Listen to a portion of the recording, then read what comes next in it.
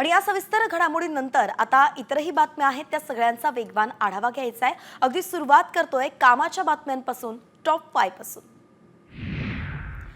पुण्यासह राज्यात तापमानाचा पारा वाढतोय। पुण्यात पारा 40 अंश सेल्सिअस वरती गेलेला आहे। विदर्भ मराठवाड्यात सुद्धा ऊन बरंच तापतंय आणि आतापर्यंत राज्यात उष्माघाताचे 23 रुग्ण आढळलेत।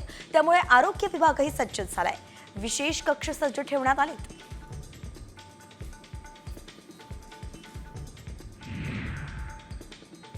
समृद्धी महामार्गावरती प्रवास करणाऱ्यांच्या खिशाला कात्री बसणार आहे। 1 एप्रिल पासून समृद्धी महामार्गावरती 19% टोल वाढ लागू करण्यात आली आहे। नागपूर ते इगतपुरी हा 625 किलोमीटरचा मार्ग सुरू झालाय।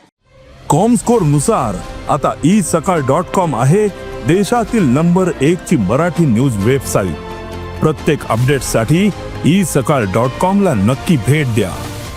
आणि या मार्गावरती प्रवासासाठी 1290 रुपये टोल द्यावा लागेल। पुढील 3 वर्षांसाठी म्हणजे 31 मार्च 2028 पर्यंत हे टोल दर लागू असतील। प्रत्येक महिन्याच्या सुरुवातीला काही बदल होत असतात। 1 एप्रिल पासूनही नव्या आर्थिक वर्षाची सुरुवात होतीये।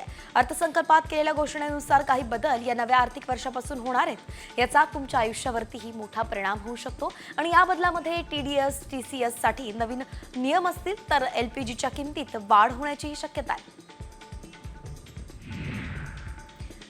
मध्य रेल्वेच्या प्रवाशांनो इकडे लक्ष द्या, कारण गुढीपाडव्याच्या दिवशीच तुमचे हाल होण्याची शक्यता आहे। ऐन सणासुदीच्या दिवशीच बदलापूर कर्जत लोकल सेवा रद्द असणार आहे। नेरळ स्थानकामध्ये इलेक्ट्रॉनिक इंटरलॉकिंग सुरू करण्याची विशेष ब्लॉक घेण्यात येणार आहे आणि त्यामुळे रविवारी सकाळी 8:30 ते दुपारी 2:30 वाजेपर्यंत हा ब्लॉक असेल।